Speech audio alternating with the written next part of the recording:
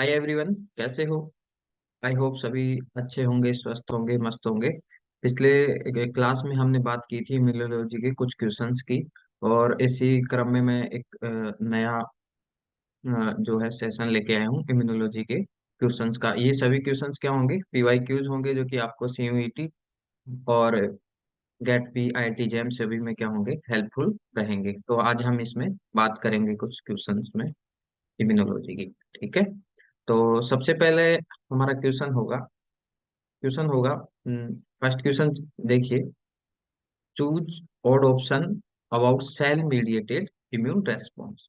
ये बोल रहा है कि सेल मीडिएटेड जो इम्यून रेस्पॉन्स है उसके बारे में विषम को चुनिए। यानी कि जो भी इसमें चार ऑप्शन है, तीन ऑप्शन तो ऐसे होंगे जो कि सेल मीडिएटेड इम्यूनिटी के बारे में बताएंगे, और जो एक ऑप्शन वो क्या होगा, विषम होगा। तो सेल मीडिएटेड इम्यूनिटी में क्या क्या होता है, सबसे पहले अपन देखते हैं। मतलब ह्यूमोरल इम्यूनिटी को छोड़ देंगे ना, तो कौन सा हो जाएगा फिर बाकी वाला? Cell mediated. ह्यूमोरल में क्या आता है?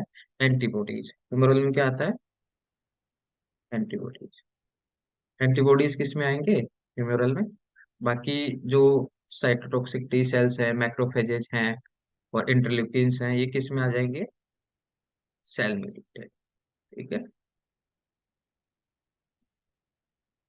सेल मीडिएटेड में ये आ जाएंगे।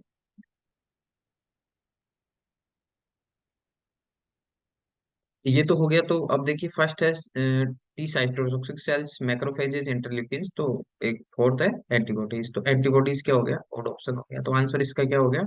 एंटीबॉडी। अब नेक्स्ट क्वेश्चन चलते हैं। नेक्स्ट क्वेश्चन में पूछ रहा है अडेप्टिव इम्यून रेस्पॉन्स की। ये पूछ रहा है कि अडेप्टिव इम्यून रेस्पॉन्स क्या है। देखिए, दो प्रकार की इम्यून रेस्पॉन्स होती हैं। एक तो होती है मतलब कि बोल सकते हैं कि नेचुरली, जो कि अपने को अपने पेरेंट्स से मिलती है। ठीक है। जन्म से पहले से ही होती है, जन्मजात बोलते हैं जिसको। एक होती है एक्वायर्ड और एडेप्टिव, जो कि अपने को जन्म के बाद में क्या है, एनवायरनमेंट से या फिर रोगों से क्या होती है, वो अपने को प्राप्त होती है। ठीक है। अडेप्टिव क्या होगी कि बाद में अपने को क्या है, जैसे कि कोई संक्रमण हो गया, ठीक है, तो उसके बाद में अपने को क्या हो गया, इन्फेक्शन के टाइम प्राप्त होगी, उसको बोल देंगे एडेप्टिव। ठीक है। अब जैसे कोई नेचुरली नेचुरली अपने को जन्मजात है, जन्म से पहले ही कोई प्रतीक्षा है, तो उसको बोलेंगे कौन सी? नेचुरल। सब। अब इसमें देखिए, अडेप्टिव के बारे में पूछा है, तो पहला ऑप्शन है इनबॉर्न। नहीं, अडेप्टिव क्या होती है? इनबॉर्न नहीं होती है। ये तो नेचुरल की बात होगी। और ये बोल रहा है दूसरा ऑप्शन नेचुरल। नेचुरल तो कौन सी होगी? नेचुरल होगी। Non specific. अब देखिए, एक तो होती है नेचुरल और होती है अडेप्टिव। नेचुरल क्या होती है? नेचुरल में क्या होगा कि ये नॉन स्पेसिफिक होती है। नॉन स्पेसिफिक कैसे? कि यानी कि कोई भी जन्म से पहले है ना अपने पास कुछ स्पेसिफिक कोई भी इन्फेक्शन हुआ है, कोई भी अपने पास वायरल इन्फेक्शन है, तो उसके प्रति कोई एंटीबॉडीज अपने पास पहले स्पेसिफिक नहीं होती है, सभी के लिए बराबर होती हैं। तो ये क्या होती है? नेचुरल कैसी होती है? Non specific. तो अगर एडेप्टिव के रेस्पॉन्स में बात करूं तो ये नॉन स्पेसिफिक नहीं होती, ये क्या होती है? स्पेसिफिक होती है। एडेप्टिव कैसी होती है? स्पेसिफिक। तो होगी स्पेसिफिक। ठीक है। जैसे कि आपको मान लीजिए फीवर हुआ है, तो जैसे फीवर हुआ उसके बाद में उसके प्रति क्या होगी, एंटीबॉडीज जनरेट होगी कि फीवर के जो भी है, वायरल है या कैसा है, उसके प्रति आपको एंटीबॉडीज बनती है। तो ये कैसी हो जाती है? एडेप्टिव। स्पेसिफिक होती है। ठीक है। तो आपको ये ध्यान रखना, आगे भी क्वेश्चन पूछ सकता है कि अब यहाँ पे मैंने देखो एडेप्टिव और नेचुरल में अंतर भी बता दिया। जैसे नेचुरल कैसी होगी? नेचुरल होगी, इनबॉर्न होगी, नेचुरल होगी वो, और नॉन स्पेसिफिक होगी। जबकि अडेप्टिव कैसी होगी? ये एक तो जन्म के बाद में बनेगी, ठीक है, और ये कैसी होगी? स्पेसिफिक होगी, किसी भी जो कि रोगाणु है उसके प्रति क्या होगी, वो स्पेसिफिक होगी। अब थर्ड क्वेश्चन आ रहा है, पूछ रहा है कि which statement correct about antigen. ठीक है। अब ये एंटीजन के बारे में क्या पूछ रहा है? करेक्ट स्टेटमेंट को पूछ रहा है। तो देखिए, सबसे पहले तो अपने को पता होना चाहिए कि एंटीजन क्या है। ठीक है। अब देखिए, नाम से पड़ता है एंटीजन, यानी कि ये क्या है? एक एंटीजन, एक पहली बात तो क्या होता है, ये बाहरी चीज होती है, यानी कि अपनी बॉडी है, बॉडी के अंदर जो भी कोई बाहर से प्रवेश करेगा, जैसे बैक्टीरिया, वायरस, कुछ भी, वो क्या होगा अपनी बॉडी के लिए एंटीजन होगा। ये बाहरी पार्टिकल है, इसको बोल सकते हैं फोरिजन, ठीक है। बाहरी पार्टिकल होता है, और इसकी विशेषता क्या होती है, जैसे पहला तो मैं बोल देता हूँ, ये क्या होगा, ओरिजिननेस होगा, ठीक है। उसके बाद में मैं बोल सकता हूँ कि जो भी एंटीजन है ना, उसका मोलिकुलर वेट क्या होगा, हाई होगा, ताकि वो इम्यून रेस्पॉन्स जनरेट कर सके, ठीक है। क्या होगा, high molecular weight, high molecular weight होगा, ठीक है। इसके बाद में जो भी कोई एंटीजन होता है ना, इसमें स्ट्रक्चरल कॉम्प्लेक्सिटी, कॉम्प्लेक्स होता है वो, ऐसा नहीं सिंपल नहीं होता है, उसमें क्या होगी, कॉम्प्लेक्सिटी, ठीक है। तो ये तीन चीजें हैं जो आपको क्या है ध्यान में रखना है एंटीजन के बारे में।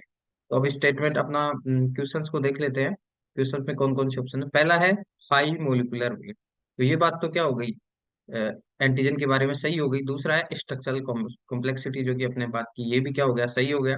थर्ड ऑप्शन है ओरिजिननेस, ये भी सही है। तो इसमें फोर्थ है एलोपजीज, मतलब कि एंटीजन के बारे में ये जो तीनों कथन है, ये क्या है, सही है। तो आंसर हो जाएगा फोर, एलोपजीज। चलते हैं नेक्स्ट क्वेश्चन पे। नेक्स्ट क्वेश्चन क्या है, choose incorrect with respect to haptens. Haptens के बारे में असत्य कथन चुनना है आपको, ठीक है, गलत कथन चुनना है, इनकरेक्ट। तो पहली बात तो हेप्टेंस क्या होते हैं मैं बता देता हूँ। हेप्टेंस होता है, हेप्टेंस एक तो क्या है कि एक लो मोलिकुलर वेट का क्या है, एक पार्टिकल है, जो कि नॉन इम्यूनोजेनिक होता है। कैसा होता है, नॉन इम्यूनोजेनिक, ठीक है। अब ये हेप्टेंस जो है, एक एंटीजन की तरह क्या करते हैं, काम नहीं करते हैं। ये एक तरह से बोल सकते हैं इनको इनकम्प्लीट एंटीजन है, इन इनकम्प्लीट एंटीजन है। क्या है, इनकम्प्लीट एंटीजन, ठीक है। और एक क्या होता है कि अपन ने देखा था कि एंटीजन क्या था, हाई मोलिकुलर वेट, लेकिन हेप्टेंस क्या होते हैं, लो मोलिकुलर वेट। तो ये तीनों जो बातें हैं, ये किसके बारे में ध्यान रखना है आपको, हेप्टेंस के बारे में। ऐसे ही एक एडजुवेंट होता है, उसके बारे में कुछ चीजें हैं। नेक्स्ट क्वेश्चन आगे आगे क्वेश्चन आएगा, उसके बारे में बताएंगे। तो इस क्वेश्चन में क्या हो गया, अपने को इनकरेक्ट देखना था हेप्टेंस के बारे में। तो ये नॉन इम्यूनोजेनिक होते हैं, ये बात तो सही है। स्मॉल साइज एंटीजन होते हैं, ये बात भी सही है। छोटे साइज के होते हैं, इनकम्प्लीट एंटीजन है, ये भी बात सही है। और हाई मोलिकुलर वेट, अभी देखो अपन ने क्या डिस्कस किया कि इसका क्या होता है, लो मोलिकुलर वेट होता है। इनकरेक्ट क्या हो गया, फोर्थ ऑप्शन। ये हाई मोलिकुलर वेट किसका होगा, एंटीजन का, ना कि हेप्टेंस। हेप्टेंस तो क्या होते हैं, नॉन इम्यूनोजेनिक होंगे, स्मॉल साइज के होंगे, और इनकम्प्लीट एंटीजन होंगे। ओके, यहाँ तक आई होप ये क्वेश्चन समझ में आ गया होगा। अब नेक्स्ट क्वेश्चन पे चलते हैं, एडजुवेंट इज। अभी देखो, अपन ने पूछा था पिछले वाले क्वेश्चन में एंटी हेप्टेंस के बारे में, अब पूछ रहा है एडजुवेंट। एडजुवेंट क्या है, ठीक है। तो एडजुवेंट भी क्या है, एक ये भी सेम जैसे कि हेप्टेन है ना, वैसा ही ये एक मॉलिक्यूल है, जो कि क्या करता है, एक तो होता है नॉन इम्यूनोजेनिक, ठीक है,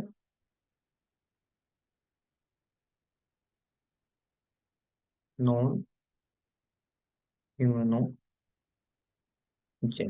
ठीक है, फर्स्ट हो गया। दूसरी बात, ये क्या करता है कि कोई भी इंफ्लामेशन हो रहा है मान लीजिए, तो उसको क्या करता है, इंक्रीज करता है। इन्फ्लामेटरी रेस्पॉन्स को क्या करता है, इंक्रीज करता है।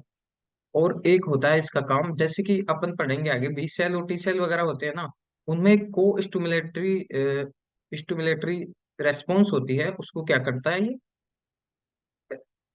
इंक्रीज करने का काम करता है। कौन करता है, एडजुवेंट, ठीक है। तो एडजुवेंट के बारे में पूछ रहा है ये, तो क्या हो गया, पहला बोल रहा है नॉन इम्यूनोजेनिक, राइट स्टेटमेंट। दूसरा है एनहेंस इंफ्लामेटरी रेस्पॉन्स, तो ये भी बात सही है।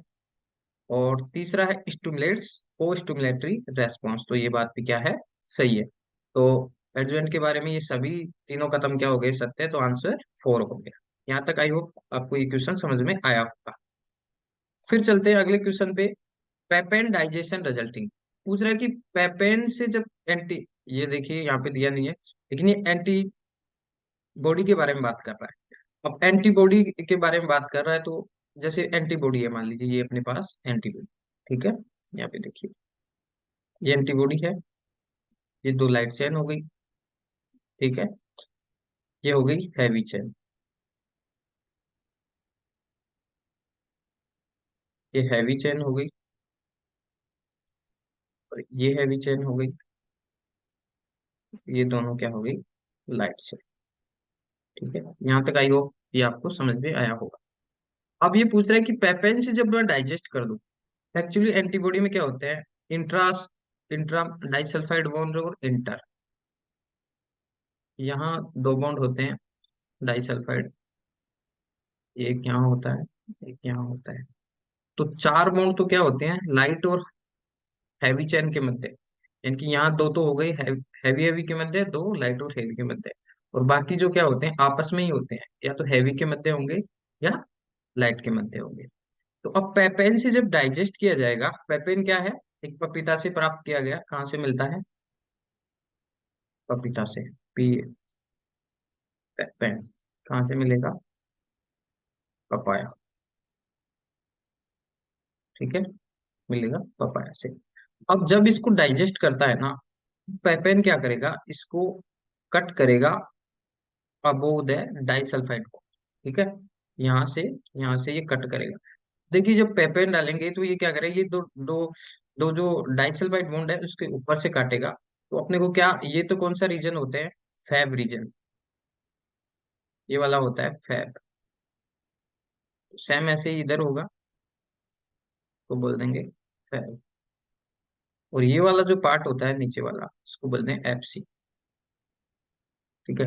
अब जब यहां से मैं काटूंगा, ऊपर देखिए दो तो फैब हो जाएंगे, दो, एक सिंगल इस तरफ वाला, एक इस तरफ वाला, ये तो फैब रीजन हो गए, एक एफसी रीजन। तो पेपेन से जब डाइजेस्ट करूंगा मैं, तो क्या प्राप्त हो गई अपने पास, टू फैब रीजन प्लस एक FC.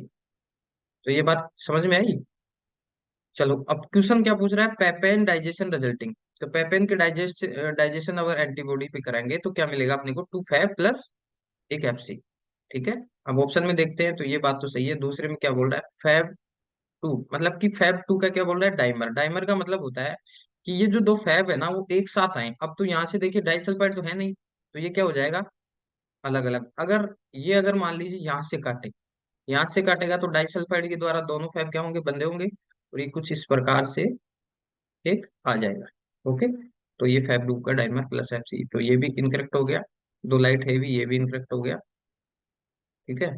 Fourth option L of these, तो अपना राइट आंसर क्या हो गया, ये पहला, टू फैब और एफसी। ऐसे ही आपको पेपेन से पूछ लिया, या तो मान लीजिए आपको पूछ लेगा कि बीटा मरकैप्टो इथेनॉल से काटेंगे, तो फिर इसको डाइजेस्ट करेंगे तो क्या मिलेगा, तो ऐसे ही अपन पता लगा सकते हैं। जैसे इसमें क्या होगा, बीटा मरकैप्टो इथेनॉल क्या करता है कि डाइसल्फाइड बॉन्ड को, बीटा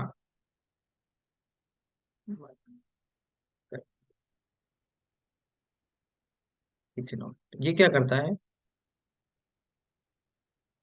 ब्रेक डाइसल्फाइड बॉन्ड, ठीक है। अब अपने को पता है कि एक जो एंटीबॉडी है इसमें, ये जो बीच में डाइसल्फाइड बॉन्ड है, तो यहाँ पे देखिए ये कुछ ऐसे डाइसल्फाइड बॉन्ड को काट रहा है, ये दो मैंने डाइसल्फाइड बॉन्ड बना दिए, इनको काटेगा तो क्या होगा, ये ऊपर वाला चेन अलग हो जाएगा, लाइट चेन ये अलग हो जाएगा, और दो हैवी अलग, तो क्या हो जाएंगे, two light plus two heavy chain, ठीक है। ये बात समझ में आ गई, यहाँ से क्वेश्चन पूछ सकता है, ये मैंने बेटा और भी जैसे पेपेन का पूछ लिया, और भी पूछ सकता है, आपको पेप्सिन से भी पूछ सकता है, तो ये चीजें आप ध्यान रखिए और हमारे वीडियो से कनेक्टेड रहिए। हमारे जो ये सीरीज है, मैं एकदम बहुत अच्छे अच्छे क्वेश्चन लेके आऊंगा, और पूरा मतलब चैप्टर्स का यहाँ पे मैं एनालिसिस कराऊंगा। इसके साथ ही हमारा एक ऐप है, ईयू बायोलॉजी, ईयू बायोलॉजी, उससे भी क्या होगा, कनेक्टेड रहिए, ठीक है। चलो तो नेक्स्ट क्वेश्चन पे चलते हैं।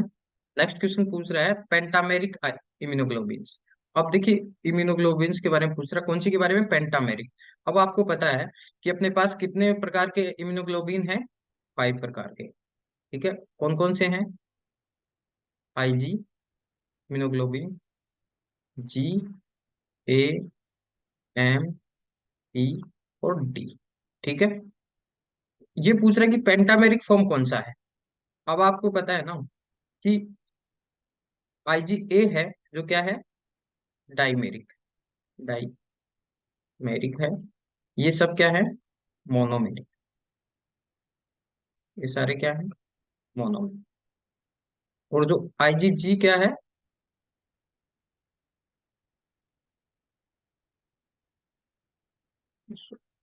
इसमें क्या पूछ रहा है, हाँ सॉरी, आईजीएम क्या है यहाँ पे, पेंटामेरिक फॉर्म होता है।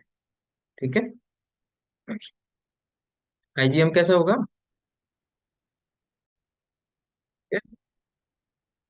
ये यहाँ पे ये क्या है, ये मोनोमेर नहीं, ये पेंटामेर। ओके, ये भी क्या होता है, मोनो। ओके, तो ये पूछा है पेंटामेरिक, तो पेंटामेरिक क्या हो गया, आईजीए कैसा होता है, डाइमेरिक, डाइमेरिक। ठीक है, आईजीजी मोनो, ये नहीं होगा, आईजीएम। ओके, राइट आंसर क्या हो गया, आईजीएम कैसा होता है, यहाँ पे काट लीजिए। हाँ ओके ओके, ये सही है, आईजीएम कैसा होगा, पेंटामेरिक। ठीक है, तो राइट आंसर हो गया ये, थर्ड। ओके, आईजी नहीं होगा। अब नेक्स्ट क्वेश्चन पे चलते हैं, विच इम्यूनोग्लोबिन है 4 चेन्स। अब देखिए एक्चुअली जो अपने पास आईजी हैं, इम्यूनोग्लोबिन्स हैं, वो क्या है, चैन रखते हैं। नॉर्मली क्या होता है, एक इम्यूनोग्लोबिन है, इसकी स्ट्रक्चर मैं बना रहा हूँ, तो ये कुछ इस प्रकार से क्या होती है, एक इम्यूनोग्लोबिन की संरचना होती है। ठीक है, ये आप समझ में आ रहा होगा। ये तो क्या होंगी, दो लाइट चैन होंगी, लाइट चैन होंगी। और ये दो क्या है, कैसी होती हैं, हैवी चैन। ओके, ये तो सबको समझ में आती है कि दो चैन होती हैं, एक तो लाइट, और दो तो लाइट होंगी जिसमें, और दो हैवी होंगी। लेकिन एक्चुअली होता क्या है, जब अभी देखा अपन ने, आईजीए था, आईजीए क्या था, डाइमेरिक था। और ऐसे आईजीएम क्या था, पेंटामेरिक था। तो ये एक्चुअली डाइमेरिक होगा ना, तो कुछ इस प्रकार से ये ऐसे जुड़ा होता है। देखिए यहाँ पे, यहाँ पे आपस में ये ऐसे कुछ ऐसे जुड़ा होता है। ठीक है, और इसमें कुछ चैन्स होती हैं जिनको बोलेंगे सिक्रेटरी। ये तो दो हो गई, हैवी और लाइट। ये हो गई जे चैन। एक अंदर वाली जो चैन होगी उसको बोलेंगे सिक्रेटरी चैन। ठीक है, तो यहाँ पे जो आईजी ए है, इसमें कैसी थी, ये डायमेरिक थी, तो इसमें कितनी चैन हो गई, 4 चैन। ठीक है, आईजी ए की मैं बात करूंगी। ठीक है, ऐसे आईजी भी तो ऐसा कुछ होता नहीं है। एम क्या होगा, पेंटामेरिक होगा, लेकिन उसमें कितनी चैन होंगी, 3 चैन। इसमें क्या होगा, इसमें जो सिक्रेटरी चैन है वो नहीं होगी, और आईजीई ये भी नहीं होगा। तो पेंटा, ये 4 चैन वाला कौन सा हो गया, आईजीए, जैसे कि मैंने ये स्ट्रक्चर बताया। आई होप ये क्लियर हो गया होगा।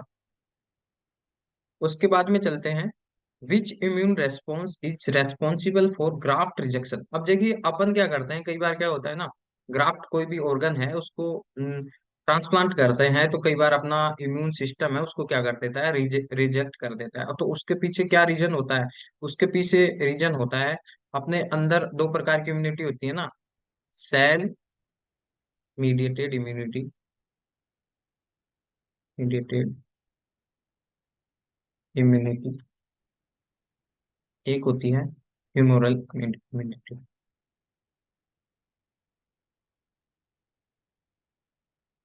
ठीक है, तो सेल मीडिएट जो रेस्पॉन्स होती है, सेल मीडिएटेड, वो क्या होती है, मेनली ग्राफ्ट रिजेक्शन के लिए उत्तरदायी होती है। तो कौन सी होती है, सेल मीडिएटेड। ठीक है, मेमोरियल क्या करती है, एंटीबॉडीज बनाती है।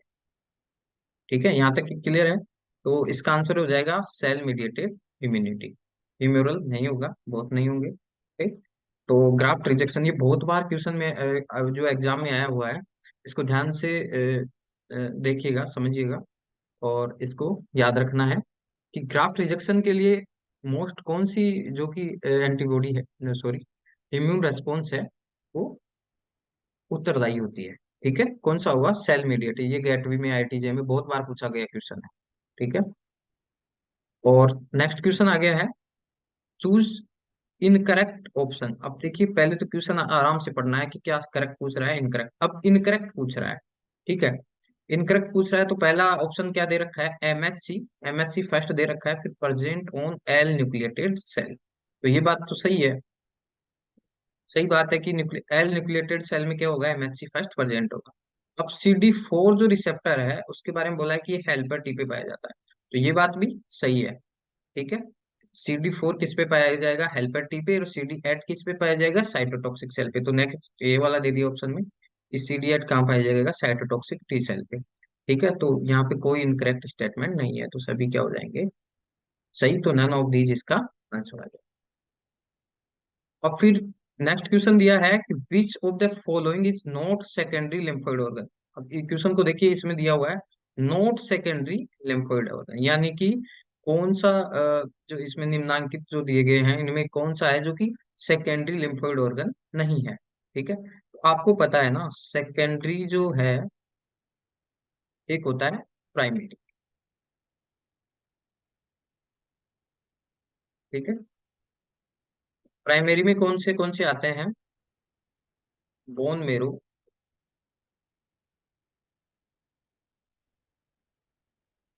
बोन मेरो इसमें आ जाएगा। बाकी की जो सेकेंडरी में हो जाएंगे कौन कौन से? जैसे कि लिम्फ नोड है, स्प्लीन है, पेयर पैचेज है, माल्ट है, गाल्ट है, ये सब किस में आ जाएंगे? सेकेंडरी में। ठीक है, मैं लिख भी देता हूँ। MALT, mucosal associate lymphoid tissue. GALT, जिसमें गट एसोसिएटेड लिम्फोइड टिश्यू।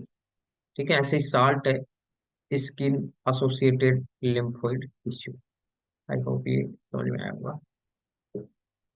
अब यहाँ पे थाइमस और बोन मेरो जो है क्या है? ये प्राइमरी है।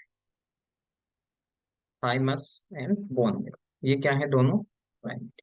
ठीक है, तो ये ध्यान रखना है, ये बहुत बार क्वेश्चन पूछा गया है कि कौन सा प्राइमरी है, कौन सा सेकेंडरी है। प्राइमरी में कौन सा हो जाएगा? Bone marrow and thymus. और सेकेंडरी में MALT, GALT, SALT, lymph node, Peyer's patches, spleen. ठीक है, ये पूछा है नोट, तो ये तो सेकेंडरी है, ये भी सेकेंडरी है, ये भी सेकेंडरी है, और ये कौन सा हो गया? प्राइमरी। तो ये आंसर अपना बोन मेरो हो गया, क्योंकि ये प्राइमरी है। ठीक है, अब नेक्स्ट क्वेश्चन पे चलते हैं। Which of the following antibodies, question को देखिए। Which of the following antibodies is used by immune complexes for complement activation. अब क्वेश्चन कह रहा है कि कंप्लीमेंट एक्टिवेशन के लिए कौन सा इम्यून रेस्पॉन्स जो है यूज होता है। ठीक है, तो अपने पास में जैसे कि अपने पास क्या है, सबसे पहले बी सेल होती है। इस बी सेल जब जाती है तो उसके पास में सबसे पहले कौन सा होता है? IgM। ठीक है, IgM होगा। अब जब उसमें क्या होगा? क्लास स्विचिंग होगी। क्या होगी? Class switching.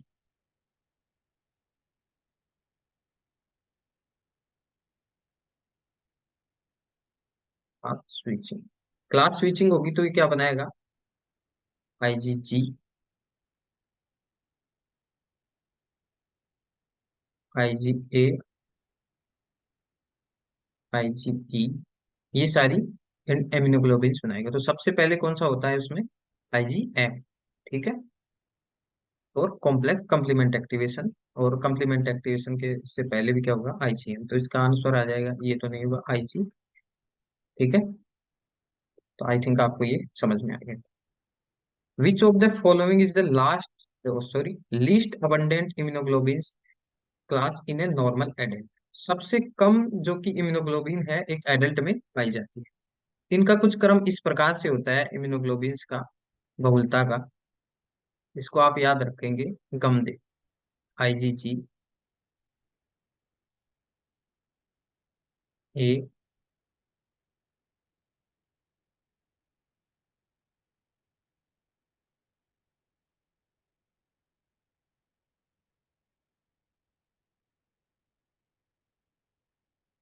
ठीक है, तो ये है इनकी क्रम। तो इसको मैं तो ऐसे याद रखता हूँ, GAMDE। ठीक है, सबसे ज्यादा तो ये वाला हो जाएगा, GAMT। तो सबसे कम कौन सा हो जाएगा, IGE। तो ऑप्शन में देखिए, IGE कौन सा है, सेकेंड ऑप्शन। ये क्रम है, इसको आप याद रखना है। नेक्स्ट क्वेश्चन है जो कि बहुत ही अच्छा क्वेश्चन है। ठीक है, ये और ये 2023 के गेटवी में आया हुआ भी है, और आगे भी पूछ सकता है ऐसा ही क्वेश्चन। देखिए क्वेश्चन क्या है, a humanised murine antibody is one in which that. अब पूछ रहे हैं कि ह्यूमनाइज्ड जो एंटीबॉडी है वो क्या है। पहले तो हम देख लेते हैं ह्यूमनाइज्ड एंटीबॉडी क्या होती है। अब देखिए अपने पास कोई एंटीबॉडी है, ये क्या है, मैं एंटीबॉडी का स्ट्रक्चर बना रहा हूँ। ठीक है, ये अपने पास एक एंटीबॉडी। ठीक है, ये लाइट चेन्स है। अब एक जो एंटीबॉडी होती है उसके पास में कुछ यहाँ पे क्या होते हैं, ऐसे कुछ करके वेरिएबल रीजन होते हैं। ठीक है, ये क्या होते हैं, वेरिएबल रीजन। ठीक है, ये क्या होंगे, वेरिएबल रीजन। इनको CDR बोलते हैं। ठीक है, CDR। अब क्या होगा, जैसे कि एक एंटीबॉडी है, उसमें अगर मैं क्या करूं, माउस से ये जो CDR वाला रीजन है ना, ये तो ले लूं मैं माउस से। ठीक है, और बाकी जो जितना भी पार्ट है ये बचा हुआ, ये ले लूं मैं किससे, ह्यूमन से। ये तो मैं ले लिया कहाँ से, माउस से। ठीक है, और ये वाला कहाँ से होगा, ह्यूमन से। ठीक है, तो ऐसी जो मतलब एंटीबॉडी होगी उसको क्या बोल देंगे, ह्यूमनाइज्ड म्यूराइन एंटीबॉडी। तो आपके अब स्टेटमेंट देखिए, अब क्वेश्चन में क्या बोल रहा है, ह्यूमनाइज्ड म्यूरन एंटीबॉडी के बारे में बोल रहा है। तो इसमें क्या होगा, CDR वाला रीजन से कहाँ होगा, माउस से, और बाकी का रिमेनिंग पार्ट होगा ह्यूमन से। अगर ऐसा ऑप्शन है तो सही होगा। देखिए पहला ऑप्शन दिया है, heavy and light change from humans. Heavy और लाइट चेंज, अब देखिए लाइट और हेवी में तो क्या हो गया, CDR भी तो आते हैं, लेकिन वो तो कहाँ से होंगे, माउस से। इसलिए ये क्वेश्चन, ये स्टेटमेंट गलत हो गया। दूसरा है heavy chain from human and light chain from mouse, नहीं ये बात भी, क्योंकि देखिए यहाँ पे दोनों हेवी और लाइट किससे ली जा रही है, ह्यूमन से, बट ओनली CDR वाला जो रीजन है वो किससे लिया जा रहा है, माउस से। तो ये स्टेटमेंट भी क्या हो गया, गलत हो गया। अब थर्ड पे चलते हैं, light chain is from human and heavy chain from mouse, ये भी गलत हो गया। देखिए ऐसा कुछ नहीं है कि एक इससे ले लिया एक इससे, ओनली CDR लेंगे माउस से, लाइट और हेवी दोनों। फोर्थ स्टेटमेंट है, CDR are from mouse, okay, and other region from humans. तो ये बात सही है, अपन ने ये पीछे देखा भी है इसमें कि CDR वाला रीजन लेंगे माउस से, और बाकी का लेंगे ह्यूमन से। ओके, तो राइट इस स्टेटमेंट इसका हो गया फोर्थ ऑप्शन। ये क्वेश्चन बहुत अच्छा है, इसको देख लीजिएगा। क्वेश्चन आगे भी एग्जाम में पूछा जा सकता है, बहुत बार क्वेश्चन रिपीट होते हैं, बहुत अच्छा क्वेश्चन है। अब इससे आगे चलते हैं अपन क्वेश्चन पे। Cytokine release in response to viral infection storm. ये तो सभी जानते होंगे कि जब साइटोकाइन रिलीज होता है वायरल इन्फेक्शन में, तो उसको क्या बोलते हैं, इंटरफेरॉन। वायरल इन्फेक्शन, इसको बोलेंगे क्या, इंटरफेरॉन। ये पढ़ा होगा। ओके, वायरल, जब साइटोकाइन रिलीज होगा वायरल इन्फेक्शन के संदर्भ में, तो उसके अगेंस्ट, तो उसको बोलेंगे इंटरफेरॉन। पहला ऑप्शन है इंटरलिक्विन, ये तो गलत है, इंटरफेरॉन सही हो जाएगा। मोनोकाइन, ये फाइन गलत। तो इंटरफेरॉन क्या हो जाएगा इसका, राइट आंसर हो जाएगा। ठीक है, ओके, तो आज तो हम यहाँ तक की बात करेंगे, और नेक्स्ट मैं वीडियो लेके आऊंगा, जो आप सजेस्ट कर दीजिए वीडियो में नीचे कमेंट करके कि आपको कौन सा अ, आगे जो है चैप्टर का IMCQ चाहिए।